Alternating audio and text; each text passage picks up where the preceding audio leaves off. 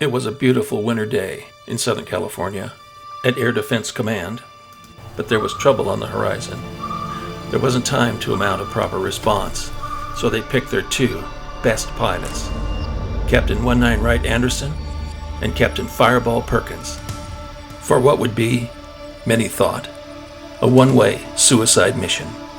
As the good citizens of Southern California went about their day, they had no idea what was heading their way. Radar had picked up a bogey heading fast for Earth, and the only two people that could stop it were on their way. But just before they hit V1, they realized there was a problem. They haven't had time to clear the runway. Captain Anderson hits the afterburner.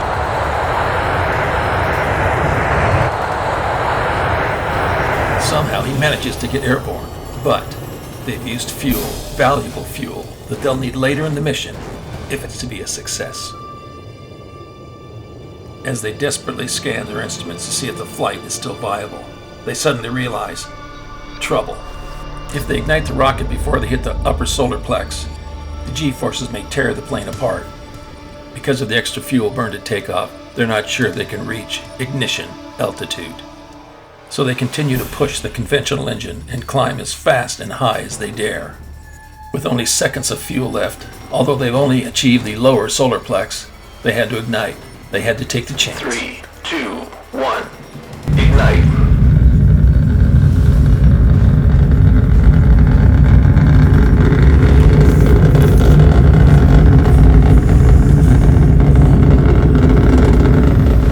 If it wasn't for the expert training, both pilots would have passed out. The G-forces were tremendous and they were tearing the plane apart.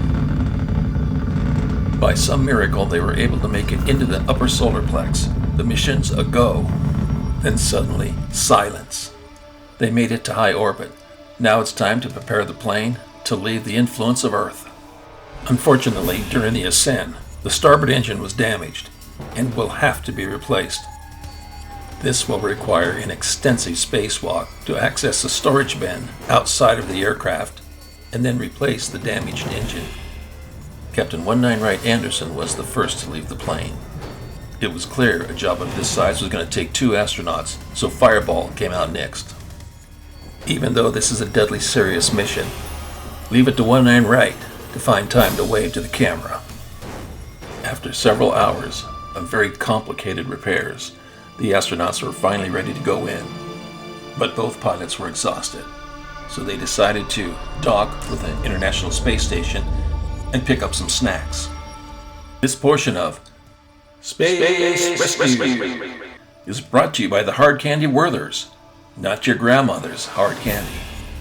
When you need a treat and you just can't wait, Werther's Originals. Hey, 19, throw me another Werther. 10-4, good buddy. Thanks, that's one good hard candy. With their snack pack resupplied, they were ready to get back to the mission. It was time to contact Mission Control. PSYOPs, go. MedPack, go. Six-pack, go. Hey, wait a minute. Somebody stole the International Space Station's candy machine. No time for an investigation. Launch! As our brave astronauts hurtled through space at 5,343 feet per second, they received an update from Mission Command on the object approaching Earth. 7-2 Romeo, this is Mission Control. It looks like the object we're tracking has established a stable rotation around the Earth at approximately 238,900 miles. It looks like it's taken on a scalene ellipsoid shape. Also looks like it's about 4.53 billion years old. And as we take a closer look, this might actually be the moon. Over. 7-2 Romeo, copy. You believe this is the moon? We'll swing back and take a look, see what we can find. Yeah, I'm Mission Control. This is 7-2 Romeo. We can confirm that your, quote, death bogey, unquote, is it just in fact the moon? Would you like us to pick up some cheese while we're here? Hey, while we're here, why don't we stop by the Sea of Serenity? I know a nice little joint there. They've got some good food. Sounds good to me. I'll Put her down.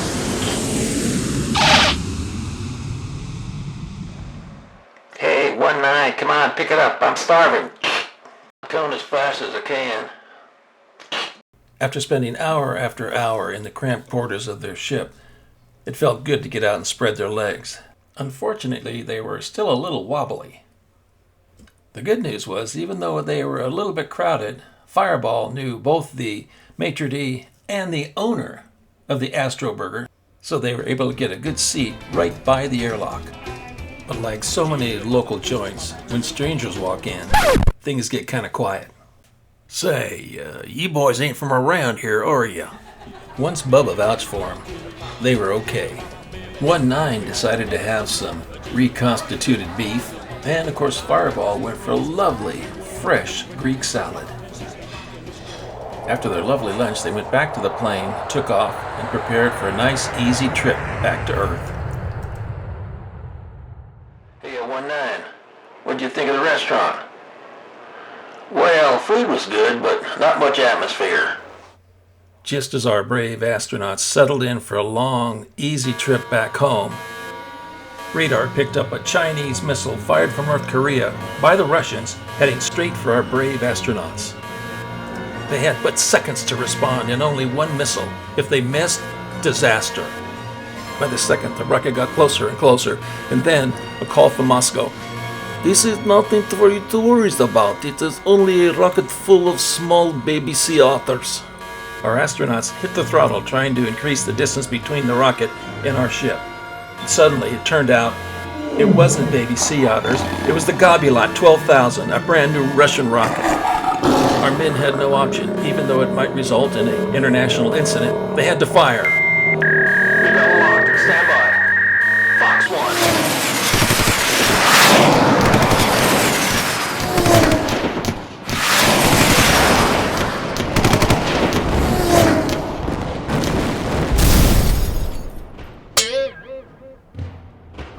And then, in a moment, it was over. Our silent heroes, shaken but not stirred, set a course for home. As Co-Captain Fireball checks the instruments, he suddenly realizes two things. One, they're 100 pounds overweight, and two, they have no angle of attack. As for the weight discrepancy, they quickly realized they had a stowaway, a young child astronaut from Kazakhstan who won a school contest to spend time in the International Space Station. Apparently he was homesick. As for the angle of attack, this was a much more serious problem. If they hit the upper solar plex at too steep of an angle, it would be like hitting concrete. They'd break into a million pieces. If they hit the upper solar plex at a shallow angle, they would skip off to eternity. Without instruments, it's going to be a tough landing. Yeah, but I think if we take the left solar plex down to the right angle of the circumference, then I think if we turn 38 degrees for 4 minutes and 28 seconds. Yeah, I see what you mean. Hold on back there. It's gonna get hot real quick. Here we go. Hold on. 3, 2, 1, impact.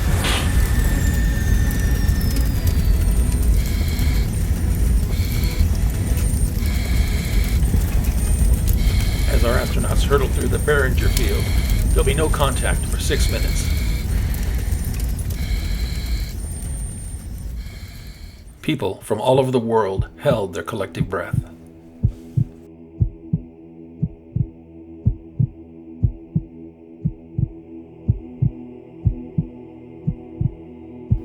Then, what after seemed like an eternity, the Palomar Super Long Lens Telescope picked up 72 Romeo, possibly in trouble. It was a grainy picture. Looks like they might have been on fire.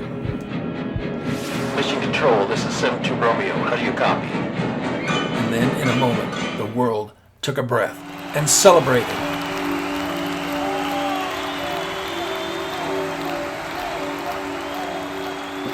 But what the revelers didn't know, there was trouble high above.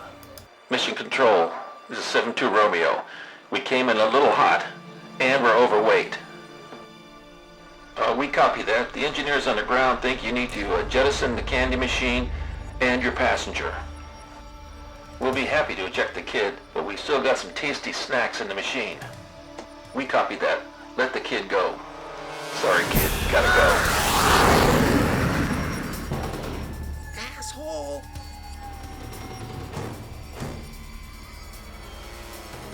7-2 Romeo, Mission Control. I know you like the tasty snacks, but you've got to eject the machine. Okay, fine. And then, just as our heroes lined up for their final approach, trouble. 7-2 Romeo, Mission Control. 7-2 Romeo. You need to pick it up. There's a massive hurricane off the coast. It's going to hit in 10 minutes. You've got to be underground by then. Copy. And just as 7-2 Romeo was about to touch down, there was an unfortunate accident. The 21-gun salute knocked off his right landing gear. 7-2 Romeo. Be advised, we have our airport crack firefighters on scene. It turns out Fireball had been sailing for years and knew what to do. Quick, everybody, get your weight to the left. By moving all the weight to the left side of the plane, they were able to heel the plane to the left side and successfully land on two wheels for the first time in aviation history. There was nothing left to do but the parade.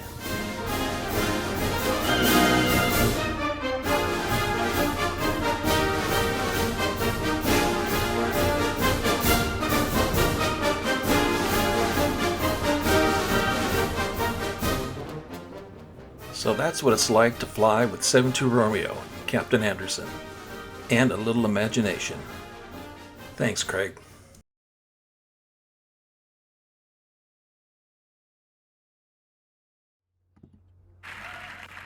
Thank you. Well, and finally it all comes down to this. The Best Picture. And the nominees are As Good as It Gets, James L. Brooks, Bridget Johnson, Christy Zia, the producers.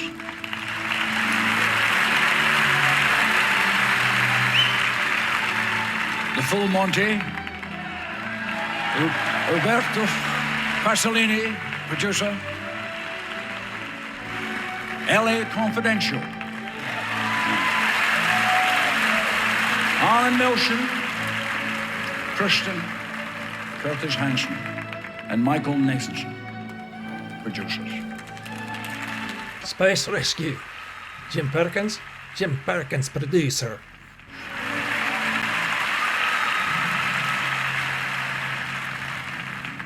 And the Oscar goes to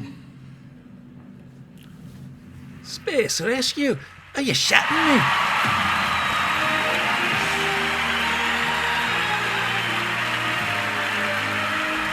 This is the first Academy Award for the relatively unknown producer, Jim Perkins.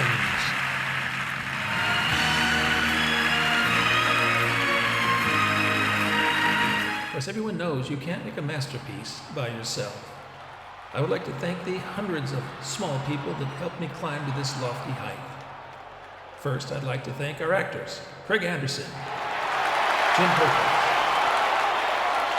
And of course, without the editors, it would just be a glob of film with no rhyme or reason. I'd like to thank our editor, Jim Perkins, our sound man who adds the special effects that makes the excitement, Jim Perkins.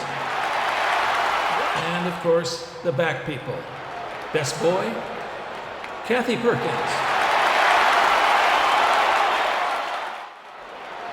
Now let's all party like it's 2022.